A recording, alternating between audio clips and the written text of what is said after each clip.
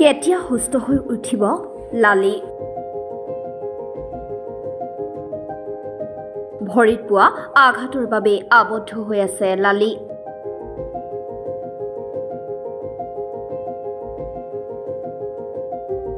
তিনিমাহ ধৰি আবদ্ধ এটা বনৰীয়া হাতী।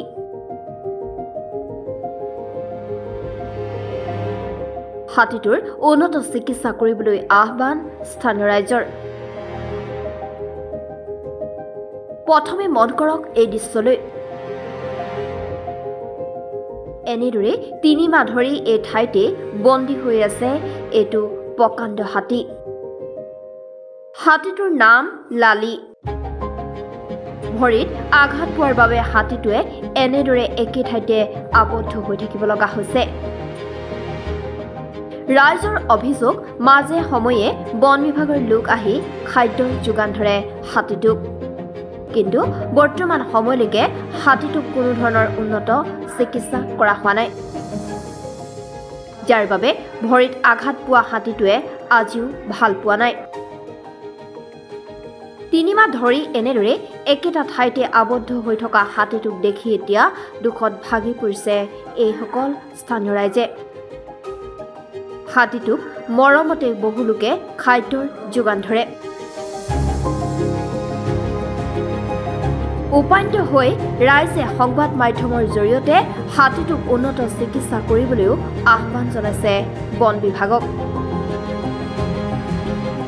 এনেদৰে তিনিমাহ ধৰি এটা ঠাইতে হাতীটোক থকা দেখি এতিয়া ৰাইজে দুখ প্ৰকাশ কৰিছে। সোনকালে লালি নামৰ এই হাতীটোক চিকিৎসা কৰাৰ ক্ষেত্ৰত চৰকাৰ তথা বন বিভাগে গুৰুত্ব দিবলৈও আহ্বান জনাইছে স্থানীয় ৰাইজে। একচুৱেলি 5 মাহতকৈ বেছি দিন হাতীটো ইয়াতে পৰি আছে আৰু তাৰ পিছফালৰ এটা ভৰি ফুলি গৈ আছে, সদায় বেছিকৈ ফুলি আছে, তাৰ কমা নাই।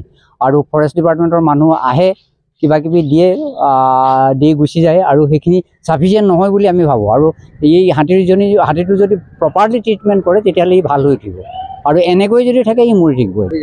ডাইৰেক্ট কাম ডেফিনেটলি কৰি গৈছে। আমি শুনিছোঁ যে ডেইলি ইয়াক খুৱাবৰ কাৰণে 2500 টকা ডিপাৰ্টমেণ্টৰ পৰা পায়, কিন্তু সেই হিচাপেতো আমি খুওৱা দেখা নাই। গতিকে এই প্ৰব্লেমটো তেওঁলোকে জীয়াই ৰাখিব বিচাৰিছে, যাতে এই টকাটো আহি থাকে, ফাণ্ডটো আহি থাকে, আৰু তেওঁলোকে ডাইজেষ্ট কৰি থাকে।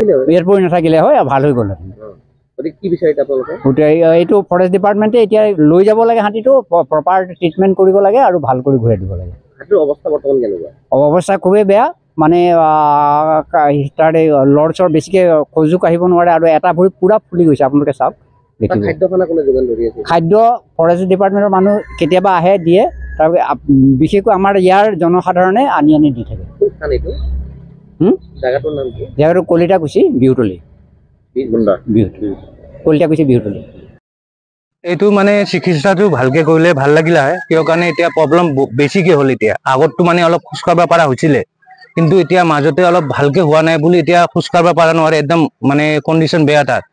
আৰু বেলেগ হাতী আহি তাক মাৰামাৰি কৰে, এনেকুৱা কণ্ডিশ্যনটো ইয়াৰ বাচা আশা কমে লাগে। যদি ভালকে হেৰি কৰি অপাৰেশ্যন কৰি যদি ভালকে হেৰি কৰি দিলে তেতিয়া ভাল লাগিলে। এই 4 মাহ হ'লে, আৰু 4 মাহ পাৰে হ'ল, কিন্তু খোৱা লোৱা এনে ফৰেষ্ট ডিপাৰ্টমেণ্ট আহি দি আছে, মেডিচিন দি আছে, কিন্তু দিলে এইটো ভাল হোৱা নাই এতিয়ালৈকে।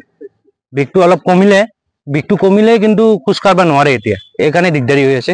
আৰু চব গাঁৱৰ মানুহ, ৰাজ্যৰ মানুহ কৈ আছে এইটো মানে অলপ ভালকে হেৰি কৰিলে ভাল হ'লে, কিন্তু কোনো একো হেৰি কৰা নাই, এতিয়া গুৰুত্ব দিয়া নাই এতিয়ালৈকে। তো ইয়াক কিবা ভালকে হেৰি কৰি অপাৰেশ্যন কৰি যদি ভৰি চৰি একদম ভালকে হেৰি কৰি দিয়ে, আমি এইটোৱে বিচাৰো ভাল হৈ ভালকে যাওক, ইয়াতে ঘূৰক আৰু টেনশ্যন নাই। সেইকাৰণে ইয়াৰ তকলিফ দেখা পাই আমাৰ নিজৰ বেয়া লাগে। এতিয়া আমি ভগৱান বুলি মাতো না, গণেশ বাবা বুলিতো আমি ভগৱানে কওঁ, সেইকাৰণে আমাৰ বেয়া লাগে এইটো। এতিয়া কি ক'ম, এতিয়া হাতীটো এনেকুৱা কষ্ট পাই আছে, তেওঁ যদি ভালকে যদি আহি পাই ট্ৰিটমেণ্টটো কৰি লৈ তেওঁ নিশ্চয় ভাল পাব। এতিয়া ইমান কষ্টত আছে তেওঁ। এতিয়া ফৰেষ্টৰো আহে, তেওঁলোকে কিবা টেবলেট কিবা দিয়ে নেকি, কি কৰে দিয়ে কিজানি, খানাও অলপ দিয়ে। এতিয়া যিমান এইখিনি খানাটো নহয়, তেওঁ বহুত ডাঙৰ জন্তু এটা। এতিয়া ৰাইজে মিলি যিমান যি পাৰে তাকে দিয়ে আৰু খাবলৈ পাৰে। এতিয়া সেয়ে আৰু যদি তেওঁলোক আহি যদি ভালকৈ বাহিৰত লৈ কিনে যদি ট্ৰিটমেণ্ট কৰি নিশ্চয় ভাল হ'ব। তেওঁ যদি কিবা হেৰি কৰে, যদি লৈ যায় ভালেই হ'ব। আৰু এতিয়া ভাতটো যেনেকৈ হ'লে ভাল হ'ব লাগে। মানে স্থানীয় মানুহৰে অসুবিধা হৈ আছে, কিয় কি তাক খোৱা লোৱাখিনি ব্যৱস্থা কৰিব লগা হৈছে যদি ফৰেষ্ট ডিপাৰ্টমেণ্টে আহি আছে আহিলেও তেখেতসকলে ইমান যোগান দিব পৰা নাই বা উন্নত চিকিৎসা দিব পৰা নাই যদি উন্নত চিকিৎসা দিলে ভাল লাগিলে এইটো 4 মাহ পাৰ হৈ গৈছে নাই কৰা নাই কি বিচাৰে আপোনালোকে এতিয়া হাতীটো ভাল হোৱা বিচাৰো আৰু ভাল হ'লে ভাল লাগে